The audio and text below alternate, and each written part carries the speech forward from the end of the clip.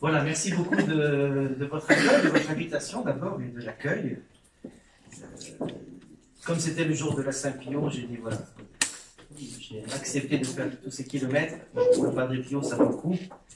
Pour le faire connaître, je suis heureux que ce groupe, il y a presque un an, vous disiez tout à l'heure, a été fondé ici, donc c'est une grande joie, donc je veux participer aussi à votre joie. Je vais entrer dans le vif du sujet tout de suite. Je dis juste en préambule que parmi mes nombreux défauts, il y en a, c'est que je parle très vite, voire trop vite pour certains. Surtout qu'en plus on a peu de temps, donc je risque encore plus de parler vite que d'habitude. Donc si vraiment c'est trop vite et que vous ne suivez plus, vous mettez le bout sur la chaise, vous muez les bras, et je comprendrai qu'il faut que je ralentisse le rythme. Alors, on m'a demandé une conférence que j'appelle une conférence généraliste sur Padre Pio. Alors, peut-être que certains vont être déçus parce qu'ils vont dire bah, tout ça on connaît bien, tant pis, c'est dommage. Mais c'est pas grave, vous me supporterez une heure. Et puis, les autres qui ne connaissent pas, j'espère que ça va vous donner goût à vous mettre à l'école de Padre Pio pour suivre le Christ, parce qu'il s'agit bien de suivre le Christ et pas de suivre Padre Pio, mais avec Padre Pio, guidé par lui, de suivre le Christ. Alors donc, je vais vous parler de Saint Pio, de sa vie et de son apostolat. S'il fallait donner un titre, ce serait celui-là.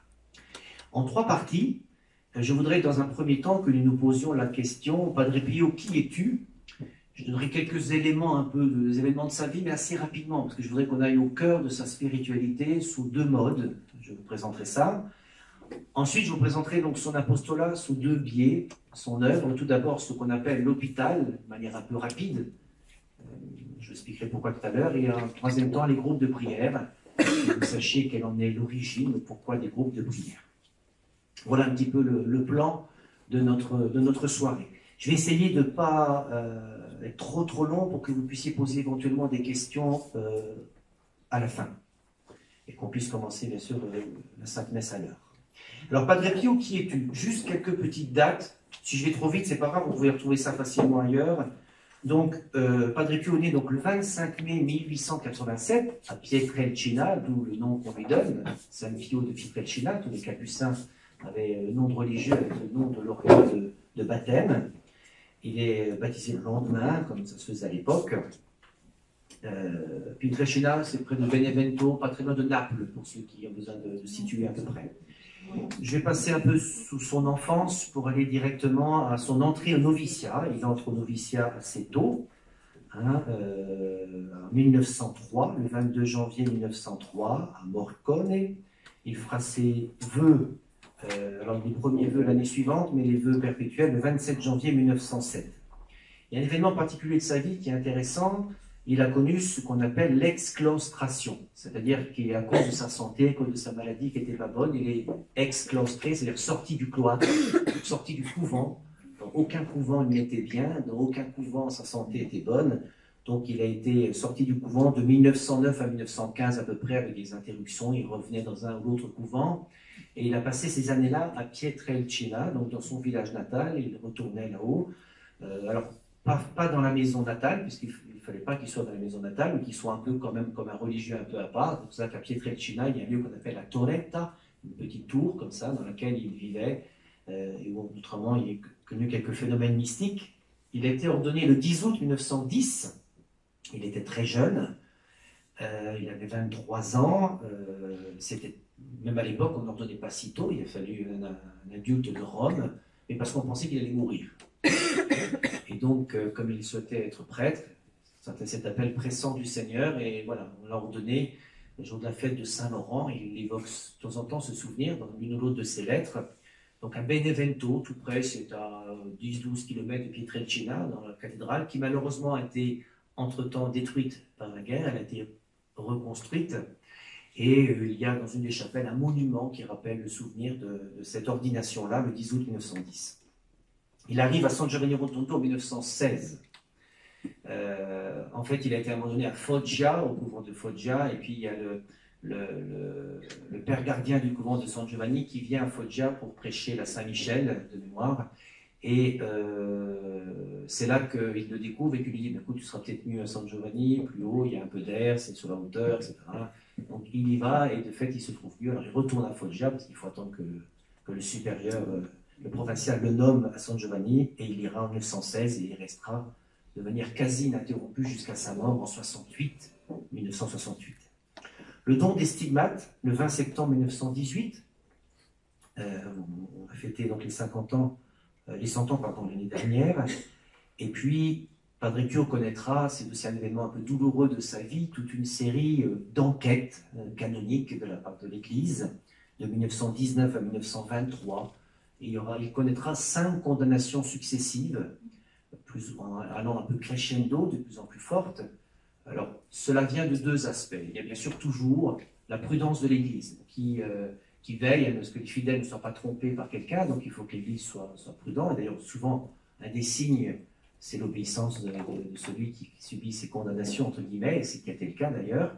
Et puis aussi, il faut savoir qu'il y avait des gens malveillants, notamment un évêque assez malveillant, un évêque, comme on dirait, de mauvaise vie, et qui, voilà, pour qui Padre Pio était un fil à la patte, ou voilà, une écharpe dans la chair, pour reprendre Saint-Paul, et du coup, voilà, il a fait un peu de mal. Et puis il y a même des gens qui ont, des soi-disant médecins, qui ont publié sur les stigmates, ils n'avaient pas rencontré Padre Pio, enfin voilà, des gens malveillants, mais c'est comme ça, c'est normal. Comme disait un spirituel, là où une œuvre de Dieu se réalise, on ne tarde pas à voir la queue du serpent. Voilà. C'est un peu cette idée-là, et c'est vrai. Si vous vivez le combat spirituel, dites-vous, c'est que vous vous approchez du Seigneur. Ceux qui ne combattent pas, vous n'avez pas besoin de combattre. Voilà, les 5 condamnations. En 1933, il est relevé, le 16 juillet, et on célèbre la messe, jour Notre-Dame du Mont-Carmel, très, très beau signe encore.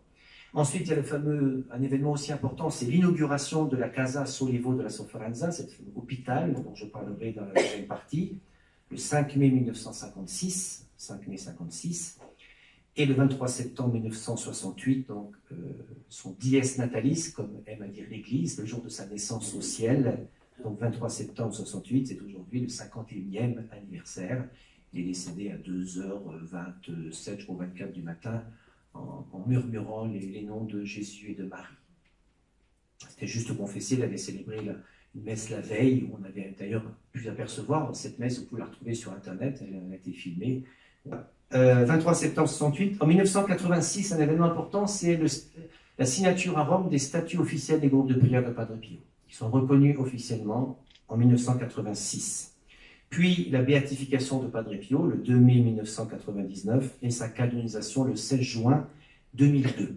Les deux étant célébrés par Saint Jean-Paul II, qu'il avait rencontré à temps comme jeune prêtre quand il faisait ses études à Rome, il était allé à San Giovanni Rotondo, et puis qui lui a écrit comme cardinal pour obtenir une guérison.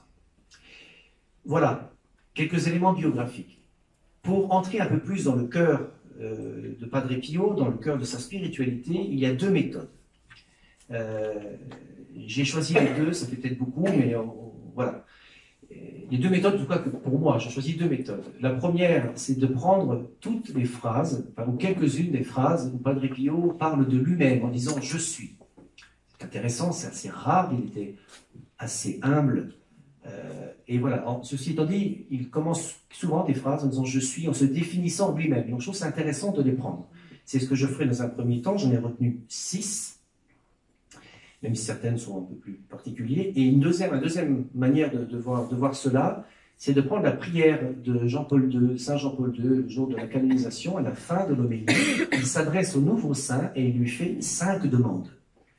Et donc, ces 5 demandes correspondent à 5 points importants de la spiritualité de Padre Pio, de 5 lieux, j'ai envie de dire, pour lesquels son aide peut nous être féconde. Voilà, je choisis ces 2 aspects-là. Le premier, donc je prends les 6 phrases où Padre Pio dit « je suis » ou presque ça. Il y a une phrase importante, et je la mets à volontiers en premier, parce qu'on pourrait bien sûr la donner aussi pour d'autres saints. Padre Pio dit au moins à 2 reprises, parce que je n'ai pas lu toutes les lettres, parce que toutes les lettres malheureusement ne sont pas traduites en français, et je ne maîtrise pas suffisamment l'italien. Il dit « je suis » ou « je reconnais être un mystère à moi-même ». C'est très intéressant. Alors bien sûr, tous les saints pourraient dire ça, et peut-être même vous-même, vous pourriez dire ça de vous-même, en constatant l'œuvre que le Seigneur fait en vous. Il y a quelque chose qui est de l'ordre du mystère. C'est-à-dire que Padre Pio, d'une part, reconnaît que ce qui se passe en lui ne vient pas de lui, c'est très important. On ne se fait pas saint soi-même, on ne se sanctifie pas soi-même, c'est pas à la force du poignet qu'on devient saint, ça va de soi, et qu'en même temps, ça ne vient pas de lui, et qu'en même temps, il est incapable de rendre compte complètement de ce qui se passe en lui. C'est de l'ordre du mystère, c'est-à-dire que ça appartient à Dieu. Et il n'est pas capable, comme tous les mystères, vous pensez d'autres mystères de notre foi qui sont un peu plus fondamentaux, bien sûr. Un mystère, je trouve, un mystère, c'est quelque chose dont on peut, avec notre intelligence, un peu comprendre, mais qui est beaucoup plus grand que ce que notre intelligence peut en intégrer. Je crois que c'est Saint Augustin qui donnait cet exemple. Si vous allez à la mer avec un seau, avec un petit seau, vous pouvez remplir votre seau d'eau de mer, mais vous ne pouvez pas mettre toute la mer dans votre seau. Ben, c'est un peu pareil, voilà. On peut, dans notre intelligence, intégrer un peu du mystère de Dieu, mais tout le mystère de Dieu est beaucoup trop grand qu'il entre dans notre intelligence. Voilà. Et Padre Pio reconnaît que ce qui se passe en lui, il n'en est pas maître, il ne le maîtrise pas, il n'est même pas capable de rendre compte. Et c'est important. Ce qui fait que moi-même, pour le groupe de prière que j'accompagne, bon, ça fait déjà 20 ans, je fais des conférences tous les Saint Pio, et à chaque fois, je découvre des aspects différents. Quelquefois, on me demande une conférence, je me souviens, je suis allé à Nice, comme c'était l'année voulue par Benoît XVI sur la parole de Dieu, on m'a demandé une conférence sur Padre Pio, la parole de Dieu. J'ai dit, je ne vais rien savoir dire. Et en travaillant, j'ai découvert cet aspect-là. Et c'est toujours comme ça. Voilà. Une fois, il y a un capucin qui devait venir prêcher pour notre groupe, et on a appris 48 heures avant qu'il y avait une grève d'Air France. C'est fréquent, mais quand même, mal tombé. Il a fallu que je prépare une conférence en 48 heures. Mais j'ai encore fait sur Padre Pio la joie. On présente souvent, alors à part sur la belle photo que vous avez choisie, mais on le présente souvent comme quelqu'un de triste. Alors on a quelques photos, effectivement. En même temps, il ne voulait pas forcément poser pour les photographes, il ne supportait pas ça. Voilà. Et à chaque fois qu'on prend un aspect ou l'autre de la vie de Padre Pio, on découvre une richesse. Voilà. C'est un peu comme si vous allez, ceux qui font la spéléologie dans les grottes, on découvre des choses extraordinaires à chaque fois. Mais c'est comme ça chez tous les saints, et eux-mêmes ne sont pas forcément capables de rendre compte de ce qui se passe en eux. Donc je reconnais être un mystère pour moi-même. La deuxième phrase où il parle de lui, c'est « Je suis un frère qui prie ». Cette phrase est importante, elle a même été retenue dans la biographie officielle qu'on trouve sur le site du Vatican. Je suis un frère qui prie, parfois il dit même « Je suis un pauvre frère qui prie ».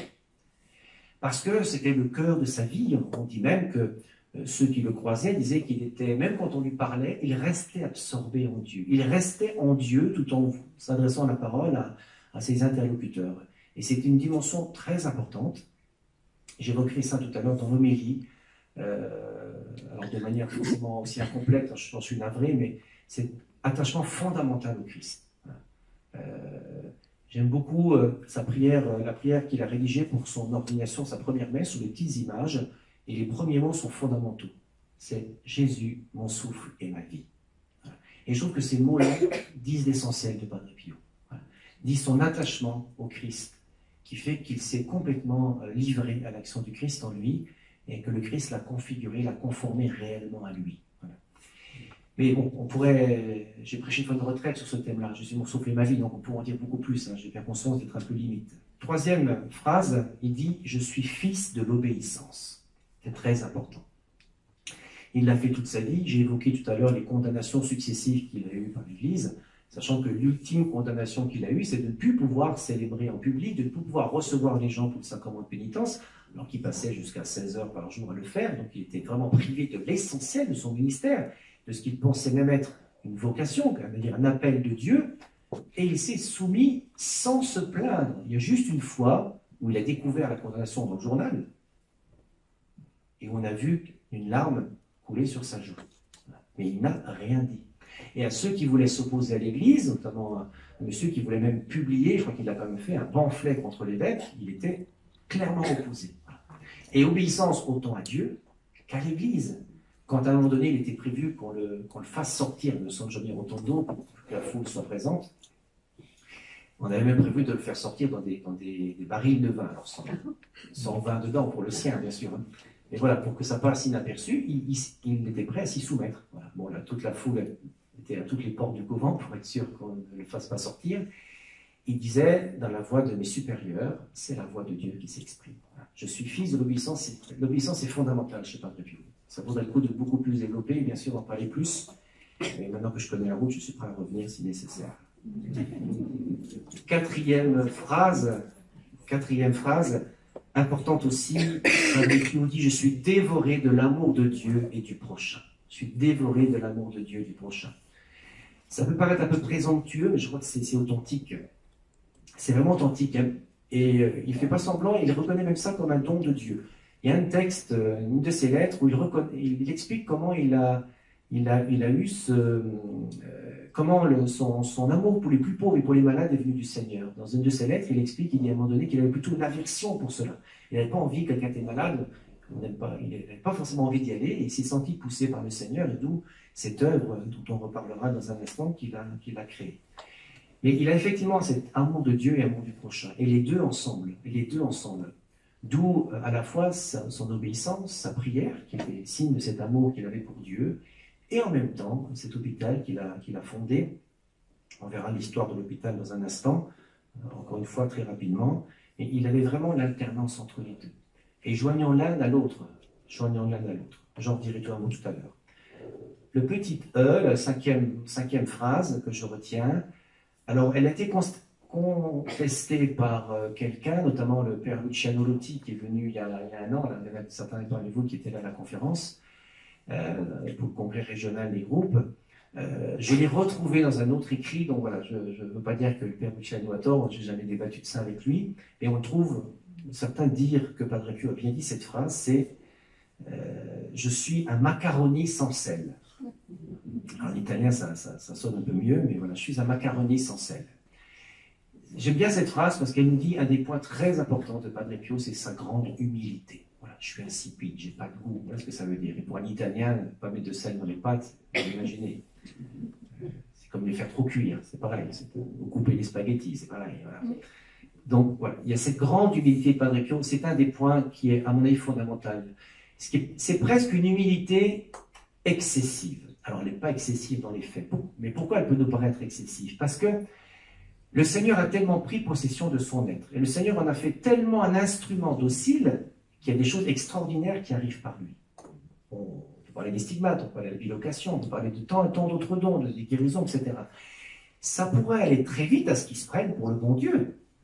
Vu ce qu'il faisait, il pourrait très vite croire qu'il est quelqu'un d'exceptionnel, qu'il est quelqu'un, voilà. Et il peut se rendre compte que c'est la grâce de Dieu qui opère par lui. Et donc le Seigneur, plus qu'à nous, parce que nous serions complètement écroulés sur le sol si le Seigneur faisait la même chose avec nous, le Seigneur lui a montré plus qu'à nous sa misère, sa faiblesse, ses péchés. Et il avait une conscience aiguë de cela, presque excessive.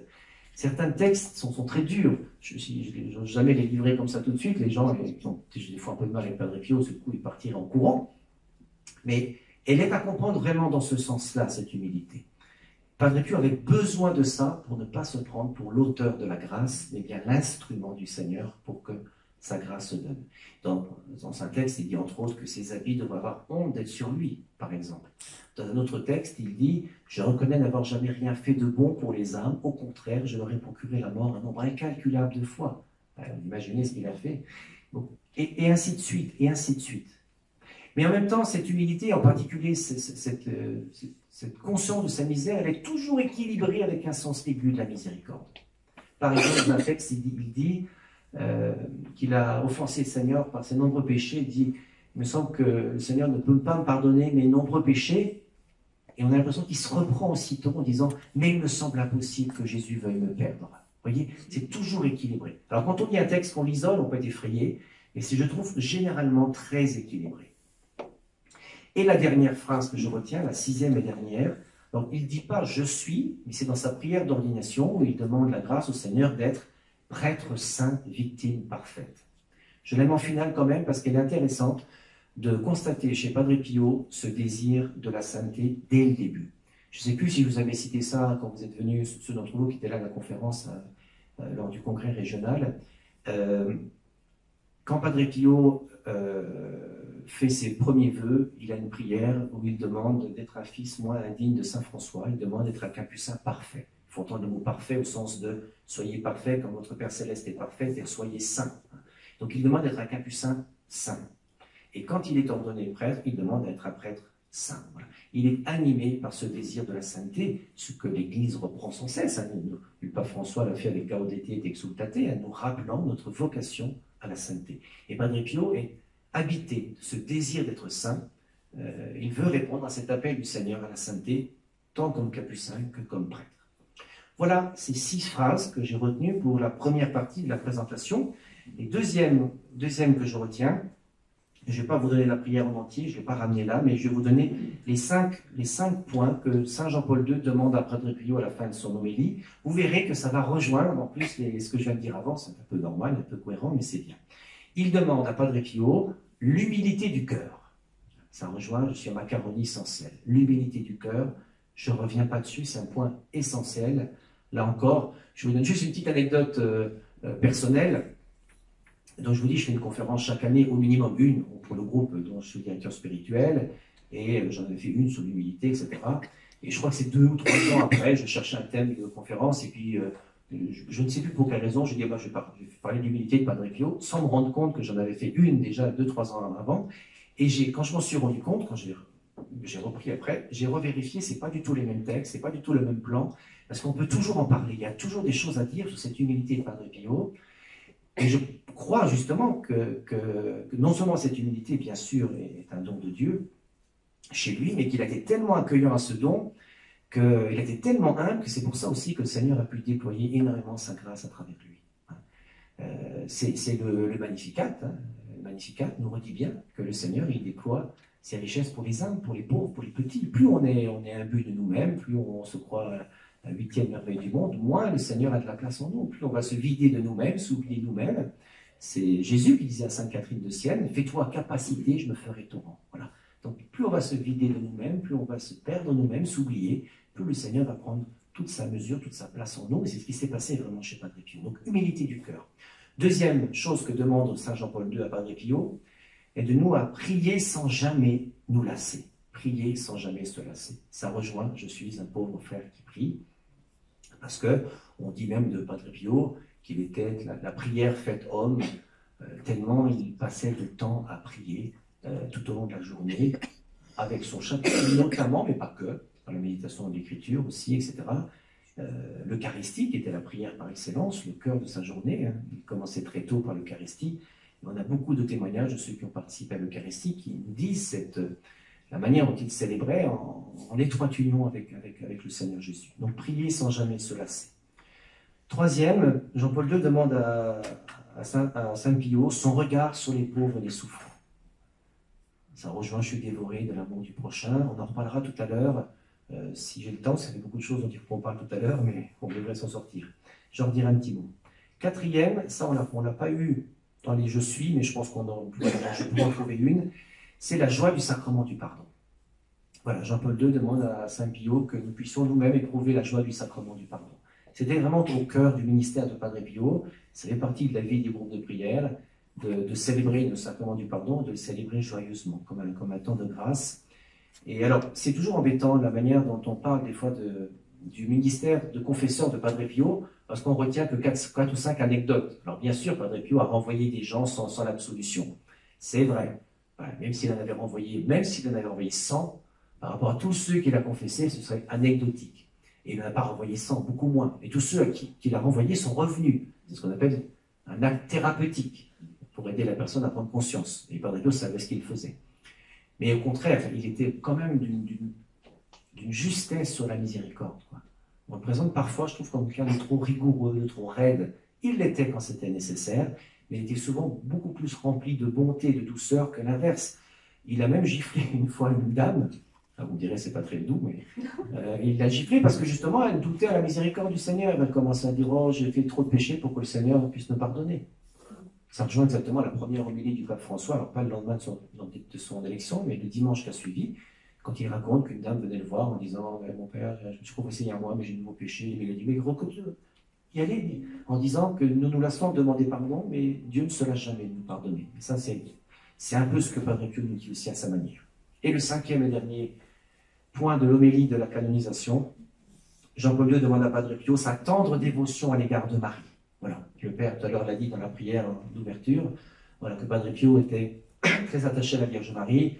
On peut citer entre autres cette phrase qu'il répétait souvent, « Aimez la Madone et faites-la aimer ». Voilà, « Aimez la Madone et faites-la aimer ».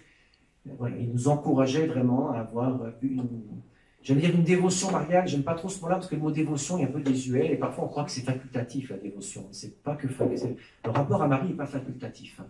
Le rapport à la Vierge Marie fait partie intégrante de l'histoire du salut. Et j'aime beaucoup cette phrase de Benoît XVI que j'aimerais vous citer. Et Benoît XVI disait, tout est venu du Christ, même Marie, tout est venu par Marie, même le Christ. Donc Marie est incontournable. Marie, dans l'ordre de la grâce, elle nous est absolument nécessaire. Le Christ ne nous l'a pas donné juste comme une décoration, mais vraiment comme essentiel. Voilà pour l'essentiel de la vie de Padre Pio, de sa spiritualité. Je sais que j'ai été trop vite, voilà, mais parce qu'il y a encore d'autres choses à dire un petit peu. Je vais entrer maintenant dans son apostolat. Donc, 2 points pour son apostolat. Tout d'abord, le fameux, entre guillemets, hôpital, même si le mot n'est pas juste, mais c'est vrai que c'est un hôpital, mais il l'appelait maison du soulagement de la souffrance. Et il tenait à ce mot maison, que le mot maison évoque quelque chose de familial, un lieu familial. Pas juste un hôpital, parce que Padre Pio ne voulait pas qu'on y aille juste pour se faire soigner le corps, mais qu'on soit reçu entièrement, et notamment dans la dimension, bien sûr, spirituelle. Comment Padre Pio a eu cette vocation-là? Alors pareil, on pourrait en parler des heures, et moi je crois qu'on peut remonter ça, bien sûr, comme une vocation franciscaine. Vous vous rappelez peut-être l'épisode du lépreux avec Saint François d'Assise, on sait ce qu'il va faire un lépreux, qu'il l'embrasse, alors que évidemment les lépreux étaient mis à part, qu'il va vers lui, reconnaissant aussi la présence du Christ. Il y a quelque chose de franciscain dans cet hôpital que Padre Pio a créé.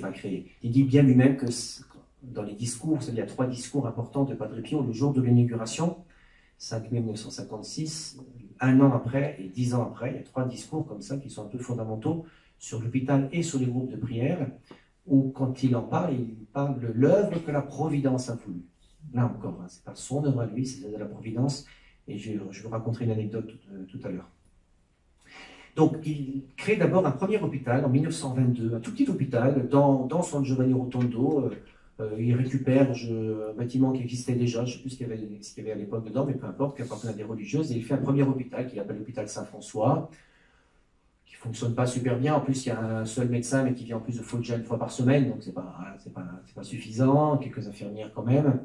Et puis, voilà, il n'y a pas grand monde, c'est un peu... Voilà. Et en plus, il y a un tremblement de terre qui fait qu'une partie s'écroule, donc ça achève complètement, donc ça ne fonctionne pas. Et ce qui est intéressant, c'est que Padre Pio ne s'est pas découragé, puisqu'il s'est dit, si le Seigneur le veut, ça viendra en son temps. Et il s'est passé un événement particulier en 1940, un soir, il y a une pauvre femme qui lui donne une petite piécette. Une petite piécette. Padre Pio la reçoit. Alors, quand vous entrez dans l'hôpital actuellement, il y a un petit musée où il y a différentes pièces, des différents objets, etc., dont la petite piécette. Alors, je ne sais pas si c'est la piécette d'origine ou pas, j'en sais rien du tout. En tout cas, c'est ce qui pouvait ressembler à une piécette qui est encore dedans. Et Padre Pio la montre à ceux qui étaient un peu autour de lui, quelques hommes qui l'entouraient, en disant, voilà, ce soir voit le début de mon œuvre, en montrant cette pièce. Et dès le lendemain, ça commence, puisqu'il commence déjà à donner le nom, à rédiger les statuts, dans les jours qui suivent et tout ça. Et on dit que dès le lendemain, les dons commençaient à affluer de manière ininterrompue. Des dons très faibles, même une fois une pauvre dame qui s'approche de Padre Pio et qui veut donner de l'argent, puis Padre Pio sait qu'elle est pauvre, il dit non, je ne veux pas de vous, puis il lui dit, ah Padre, c'est trop peu. Et Padre Pio est ému et prend la pièce. Voilà. Et puis d'autres, voilà, très riches, des États-Unis en particulier, qui donnent beaucoup. En tout cas, voilà, tout est arrivé, les dons sont arrivés, ça a bien signifié pour Padre Pio que c'était une œuvre divine, d'autant plus que la première personne qui a commencé, qui était, on va dire, l'architecte du chantier, n'était pas architecte du tout, c'était un photographe, voilà, Angelo Lupi, je crois que ça fait, qui a commencé à faire des... Voilà. Et puis quand on voit les photos quand on voit l'hôpital aujourd'hui, c'est sympa, mais quand on voit ce qu'il y a avant, hein, la roche qui a dû être enlevée, penser mettre un hôpital là, c'est fou, c'est impensable, personne n'aurait eu l'idée là. En tout cas, ça s'est fait. Donc il a été inauguré en 1956, mais malheureusement, comme le premier hôpital, ça a commencé un peu faible, il n'y avait pas grand monde qui venait dans cet hôpital-là, sachant que l'hôpital avait pour but, bien sûr, de soigner les malades, ça va de soi, mais en priorité les pauvres. Padre Pio disant, dans le malade, Jésus est présent, dans le pauvre malade, Jésus est doublement présent.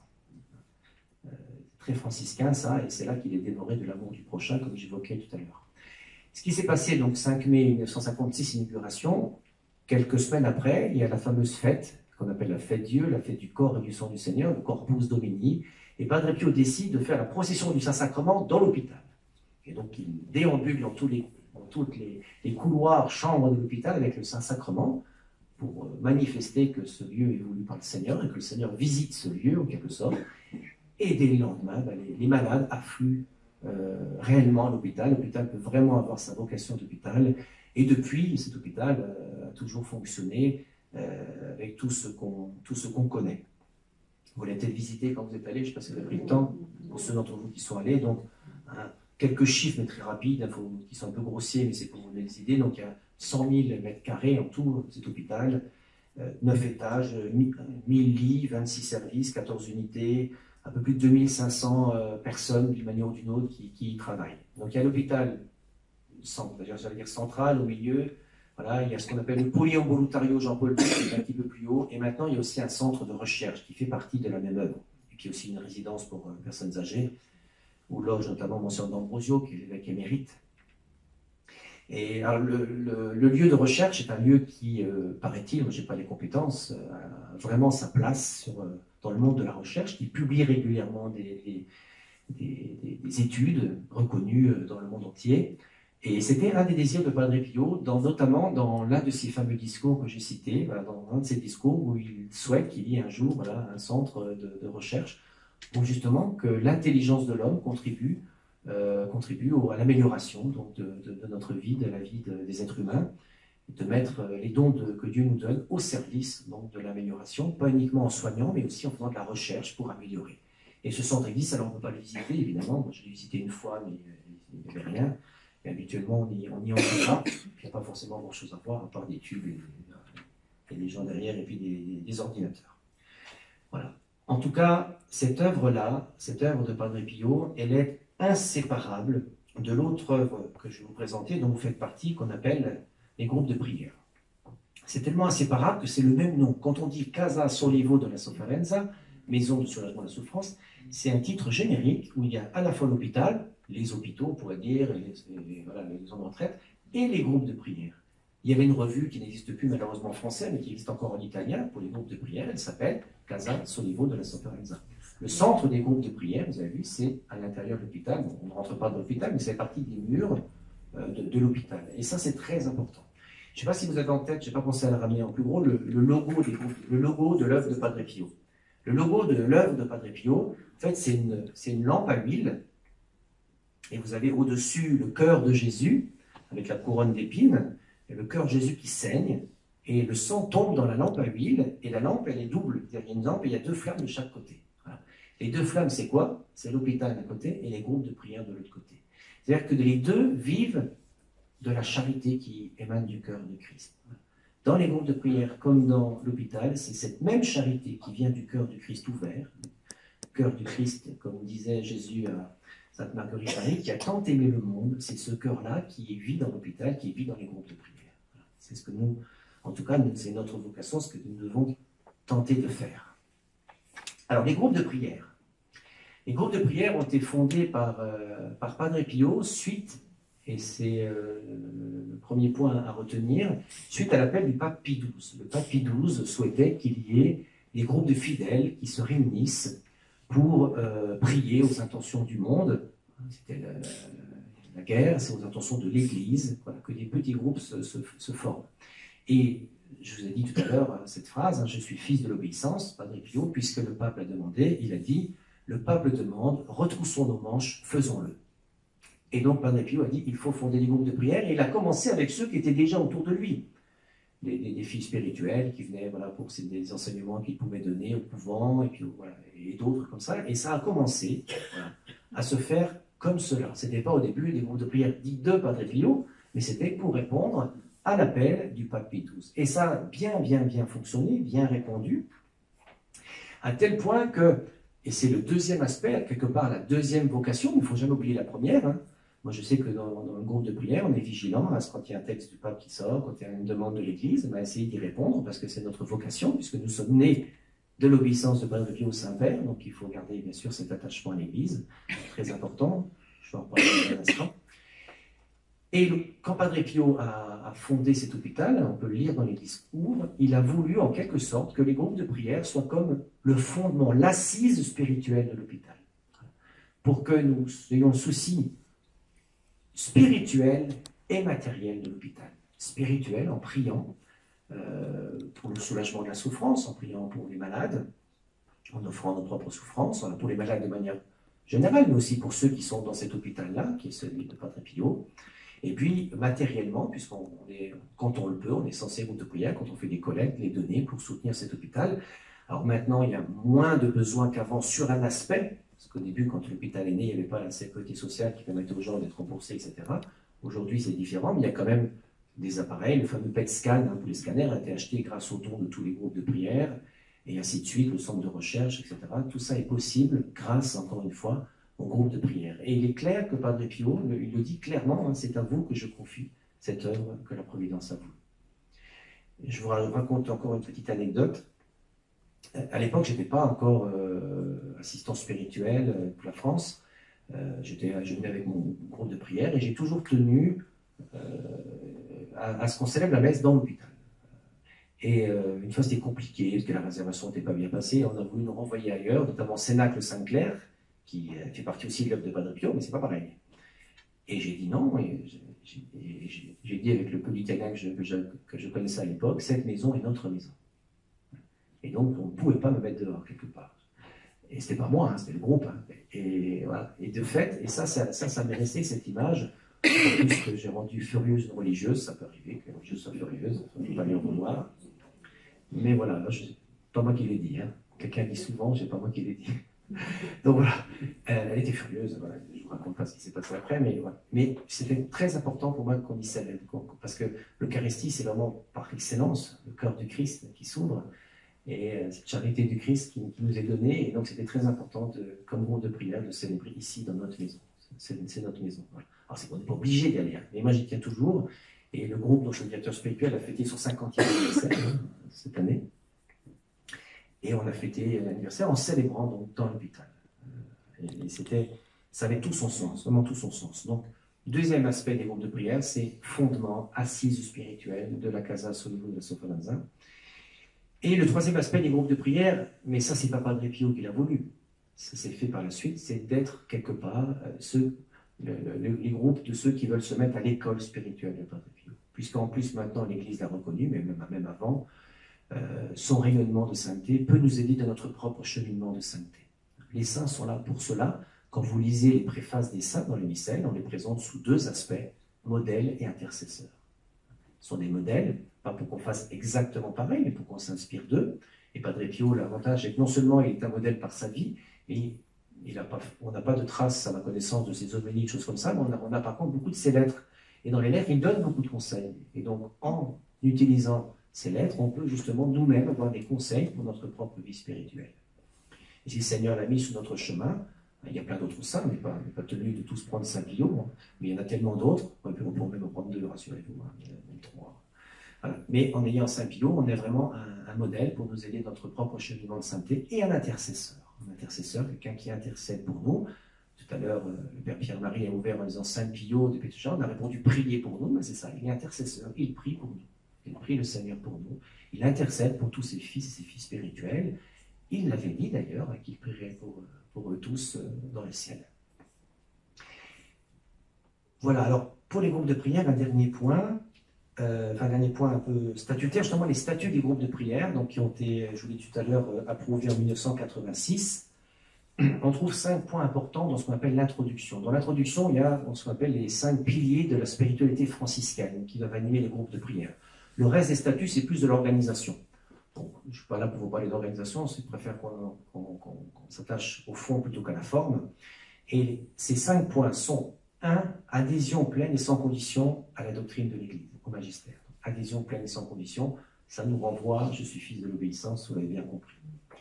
Deuxième, c'est presque la même chose, c'est obéissance au pape et aux évêques. Donc on est d'abord à la doctrine, au magistère et au pape et aux évêques. C'est pour ça que, par exemple, dans un diocèse, si un évêque ne veut pas qu'un groupe voit le jour, il ne voit pas le jour. On ne doit pas faire de groupe clandestin contre les évêques, etc. Et il vaut mieux accepter le nom de l'évêque et de le porter dans la prière, et que si ça doit se faire, ça se fera un jour, d'une manière ou d'une autre. Troisièmement, prière avec, pour et dans l'Église. Il est spécifié notamment avec, bien sûr, l'Eucharistie, le sacrement du pardon, et le chapelet, mais même la liturgie des heures est intégrée. Si on a un groupe de prière qu'on ne prie pas, il faut changer de nom. Hein. Ça va de soi que c'est... Alors la prière, ce n'est pas que de la quantité, hein, mais il faut quand même avoir une vie intense de prière. Et en tout cas, quand on se réunit, ça n'empêche pas qui est d'autres activités, bien sûr, dans un groupe de prière, mais le cœur, la première activité, c'est bien sûr la prière, d'une manière ou d'une autre. Ensuite, le quatrième point des statuts, de l'ouverture des statuts, la spiritualité franciscaine de Padre Pio dans les groupes de prière, c'est l'acceptation des souffrances et des difficultés de notre vie, en union avec le Christ souffrant. C'est une des missions de Padre Pio, notamment à travers les stigmates. Les stigmates, s'il fallait dire un peu rapidement, il y a deux aspects de les stigmates. Le premier aspect, c'est ce que j'appelle la vocation cyrénéenne de Padre Pio, Simon de Cyrène. Voilà. D'ailleurs, vous avez vu le chemin de croix, pour ceux qui sont allés, ceux qui ne sont pas allés, il y a un chemin de croix un peu comme à Lourdes, un peu grand comme ça, et le sculpteur qui s'appelle Messima, si la mémoire est bonne, pour la 5e station, Simon de Cyrène et Jésus porté sa croix, a représenté Simon de Cyrène sous les traits de Padre Pio. Voilà, par ses stigmates, par ses souffrances. Il était, comme dit saint Paul, je complète en ma chair les souffrances qui manquent à la passion du Christ. Il ne manque rien objectivement à la passion du Christ, mais il a voulu nous faire collaborateurs comme Simon de Cyrène, et Padre Pio voilà, vit cette mission-là. L'autre aspect des stigmates, c'est bien sûr nous rappeler que nous sommes tous appelés à être ressemblants au Christ.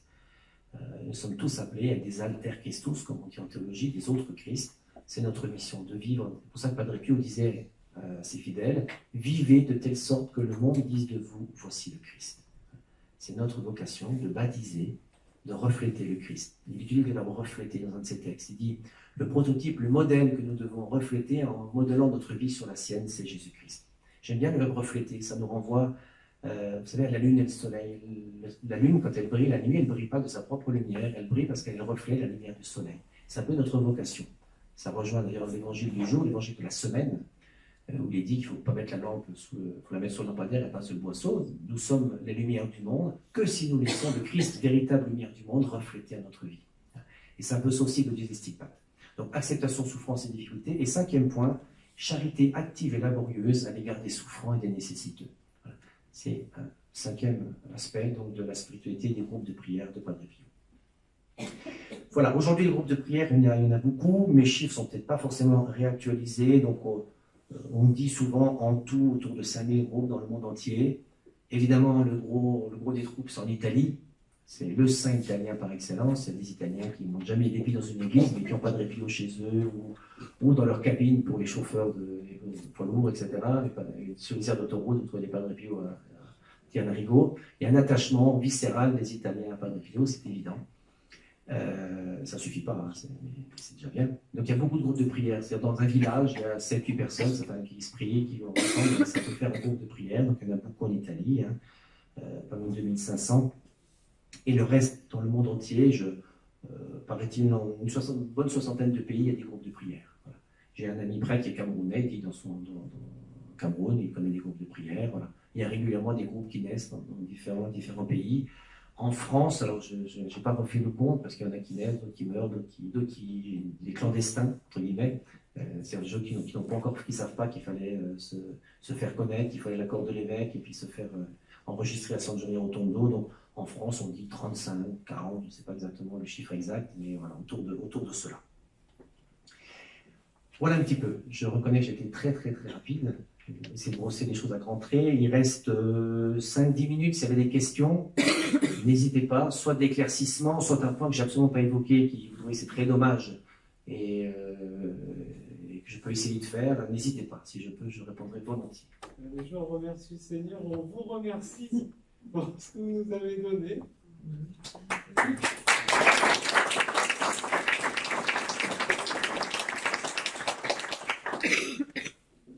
Jean-Jacques, tu conduiras un peu tout le monde en passant par l'extérieur. Et Marianne pourrait venir avec moi. Moi, je vais vous précéder. Alors, y aurait-il des questions, des besoins d'éclaircissement? Oui. Je peux dire que votre Padre consacré, il a eu retour son moment, vous l'avez dit, et il a ajouté une prière formidable, qui illustre d'ailleurs le document de base de notre groupe. Ô Jésus, faites que les groupes de prière deviennent des phares de lumière dans le monde. Alors ça, c'est dans les fameux discours. Vous savez, les 3 discours que j'ai évoqués. Ça. Mais je n'ai pas tout dit parce que le temps était limité et puis il fallait que je fasse quelque chose de très généraliste. Mais ça, c'est dans les... Il y a plein d'autres phrases qu'on peut trouver dans les 3 discours. Je peux les envoyer. J'aurais pu en ramener, mais je n'ai pas pensé. Parce qu'ils sont édités voilà, en une petite plaquette comme ça, un A4 plié en 2. On a les 3 discours et on trouve pas mal d'autres missions. Il y a entre autres cette mission-là d'être effectivement des foyers d'amour. Il y a plein d'autres aspects, mais on ne peut pas tout évoquer, mais effectivement, c'est ça. C'est, voilà, Padre Pio dit « Je suis dévoré de l'amour de Dieu et du prochain », on doit reproduire, on doit essayer en tout cas de faire cela, c'est important, bien sûr. Un grand projet de Padre Pio, c'était aussi de faire une maison d'accueil pour les prêtres à la retraite. Est-ce qu'elle est bâtie, cette maison d'accueil? Alors, je ne sais pas si c'est la volonté de Padre Pio. Je sais que c'est en tout cas le désir actuellement des Capucins qui sont en train de construire une grande maison qui est loin d'être achevée. Alors, peut-être que Padre Pio l'a dit, hein, je ne remets pas ça en doute, mais en fait, si vous voulez, un peu rapidement, à San Giovanni Rotondo, il y a 2 entités qui ne s'opposent pas, mais qui sont différentes. C'est le couvent, voilà, le couvent des Capucins, ils ont des projets qui sont propres à eux, et tant mieux, hein, Dieu soit béni. Et ils ont une revue qui s'appelle La Voix de Padre Pio, la Voce di Padre Pio. Et il y a l'œuvre de Padre Pio, Casa Sollievo della Sofferenza, qui a ses projets aussi propres, qui a une résidence, par exemple, pour personnes âgées, dans laquelle il peut y avoir des prêtres ou pas, mais qui appartient à l'œuvre de Padre Pio. Et puis il y a les œuvres propres du couvent. Voilà. C'est 2 réalités différentes, mais encore une fois, qui ne s'opposent pas. Alors, sachant que la partie couvent, donc, ça appartient aux Capucins, alors que tout le reste ça appartient au Saint-Siège, puisque Padre Pio a légué tous ses biens, l'hôpital en particulier, au Saint-Siège. Donc, c'est pour ça qu'il y a Saint-Siège qui nomme le directeur de l'hôpital, par exemple. C'est pour ça que c'est l'évêque qui est directeur général des groupes de primaire, de toute l'œuvre, parce que c'est légué. Alors, actuellement, il y a effectivement une maison qui se construit, mais du côté du couvent des Capucins, dont le père Laborde est le gardien, ça avance pas beaucoup. Je pense qu'ils sont un peu limites pour les dons. Donc, c'est pas simple. Ça faisait beaucoup de soucis pour les prêtres en fin de vie, etc., qui à la retraite, qui n'avaient pas... C'est possible. Je n'ai pas tout lu de Padre Pio, donc je ne sais pas dans quelle lettre il a pu dire ça, mais je ne sais pas. Je sais pas. J'ai vu la maison quand je suis allé cet été, mais c'est pas ouvert, ça c'est sûr. Parce qu'ils ne seraient pas en bon état, les prêtres, s'ils allaient dans cette maison, dans l'état où elle est. La deuxième question, c'était, on reconnaît bien Padre Pio quand il fait la procession du Saint-Sacrement à l'intérieur de l'hôpital. Est-ce qu'on a fait encore cette procession du Saint-Sacrement? J'allais dire peu à peu. Vous avez dit qu'on vous a laissé autoriser pour célébrer la messe, hein, je veux dire peu importe que ce soit sous forme de procession ou autre. L'essentiel, c'est vraiment parce que c'est tombé comme ça, que c'est la fête du Corpus Domini juste après. L'essentiel, c'est que nos œuvres soient avant tout l'œuvre de Dieu, que notre vocation soit sa réponse à l'appel de Dieu, et c'est ça qui est important. Il aurait pu prendre d'autres moyens, il aurait pu dire le chapelet si ça avait été le mois de notre réalité, notre ami du rosaire, je ne sais pas. L'essentiel, c'est celle-là, c'est qu'on voit que, surtout, ce qui est très intéressant, c'est que, ce que je vous disais tout à l'heure sur le fait qu'on peut vite se glorifier de ce que Dieu fait en nous et par nous, et Padre Pio, cet hôpital, c'est lui qui a fait les discours devant l'hôpital, il aurait très bien pu dire, je critique pas mal de ce que j'ai fait, c'est moi le constructeur de tout ça, et le fait qu'il a fallu de nouveau remettre ça entre les mains du Seigneur, une fois que c'est construit, c'est ça qui est intéressant. Au-delà de la manière dont ça s'est fait, c'est vraiment le Seigneur lui a vraiment remontré, si c'est nécessaire, que c'était lui qui était à l'œuvre. C'est lui qui était à l'origine et qu'il fallait sans cesse remettre ça entre ses mains. Sans cesse remettre ça entre ses mains. Il y a beaucoup trop, des fois, de nos activités, même dans l'Église, qui reposent uniquement notre intelligence et volonté humaine. Et on ne pose pas souvent assez la question « qu'est-ce que Dieu veut ?» Qu'est-ce que Dieu veut pour... C'est ça, c'est de redonner à l'Église cette maison. Alors ça, c'est encore autre chose. Mais par rapport à comment on se pose la question « qu'est-ce que Dieu veut ?» Quand on est curé, qu'est-ce que Dieu veut pour ma paroisse? Qu'est-ce que Dieu veut pour mon diocèse? Qu'est-ce que Dieu veut pour ma famille? Alors on peut chacun à notre place vraiment avoir ce souci-là. Oui. Est-ce que c'est vrai que Jean-Paul II, il aurait vu le Padre Pio tout jeune et il aurait prédit... Alors qu'il l'a vu, oui, je l'ai dit tout à l'heure, quand il était étudiant à Rome, jeune prêtre, il a fait un mémoire sur Saint Jean de la Croix, et il est allé voir Padre Pio, il s'est confessé à lui. Alors on dit que Padre Pio lui aurait prédit qu'il serait pape. C'est très contesté par Jean-Paul II lui-même. J'ai encore relu un truc cet été. Alors, voilà, Yves Chiron, qui vient de ressortir un livre sur Padre Pio, en parle dedans, ou de nouveau, voilà. Alors, c'est pas très clair.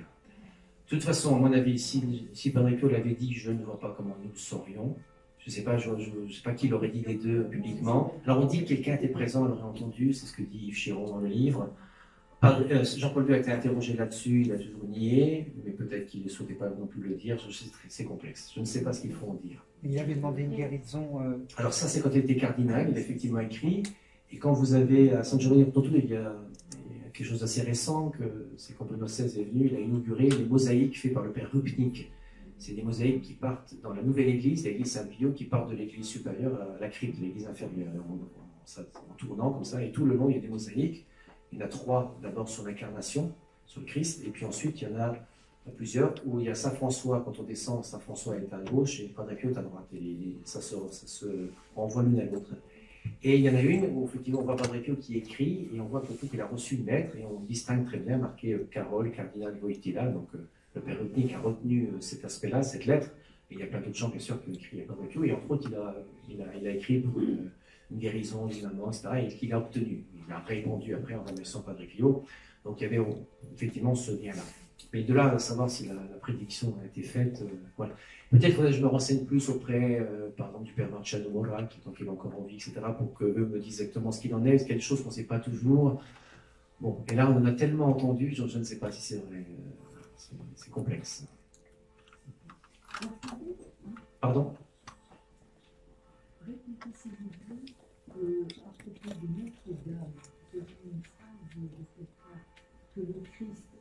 Ah, ça c'est Benoît XVI. Benoît XVI qui disait « Tout est venu du Christ, même Marie, tout est venu par Marie, même le Christ. » Voilà. Ça veut dire d'une part que c'est le Christ toujours qui est le cœur. D'ailleurs, quand on prie la Vierge Marie, on prie par l'intercession de Marie. On dit priez pour nous. Donc voilà, parce que c'est le Christ qui est la source de la grâce et Marie, on est le canal. Saint Bernard aimait parler de Marie comme l'aqueduc. C'est pareil, c'est le canal qui amène la grâce, mais qui vient toujours du Christ. C'est le Christ qui est la source de toute grâce.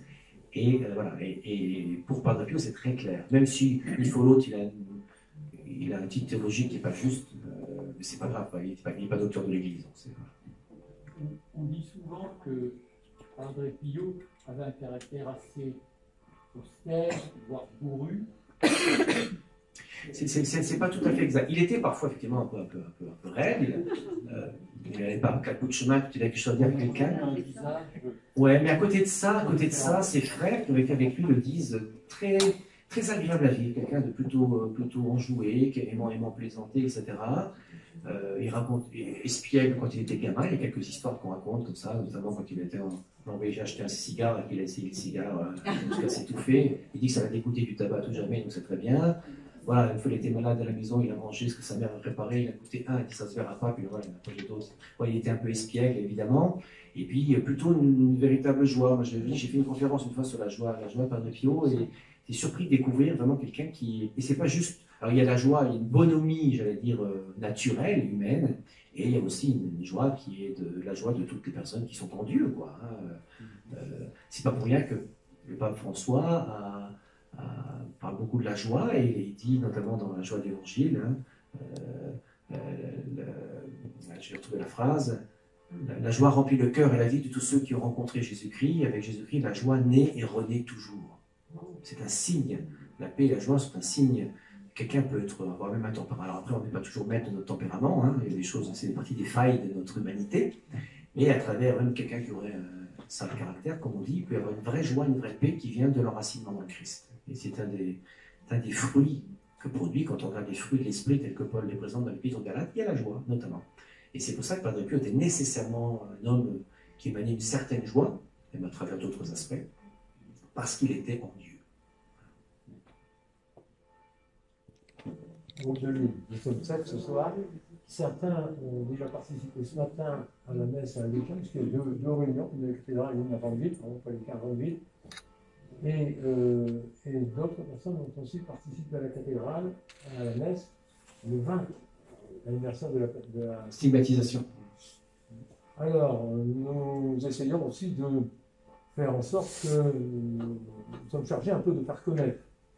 Eh bien, il y a le groupe de Lens qui a été aidé par le groupe de Lille pour sa création, il est homologué. Ce soir, on n'a pas pu être présents. Il y a aussi le groupe de l'ancienne Marnie aussi qui a été, nous avons apporté plein de choses. Et puis, chaque année, en juillet-août, des prêtres viennent d'Afrique au sanctuaire de Saint-Ricard-d'Ambéry. Et cette année, nous avons eu le père Pierre Claver-Rien, qui a fêté d'ailleurs sa fête lorsqu'il était là, le 9 août, et qui est reparti avec une documentation importante grâce à la médiathèque dont dispose notre groupe de prière. Il a vu des CD, des livres, etc. Je lui ai redonné les statuts, il est reparti avec les statuts. Et il a bien l'intention de créer des groupes de prière au Burkina Faso, à Ouagadougou. Donc voilà, ça prend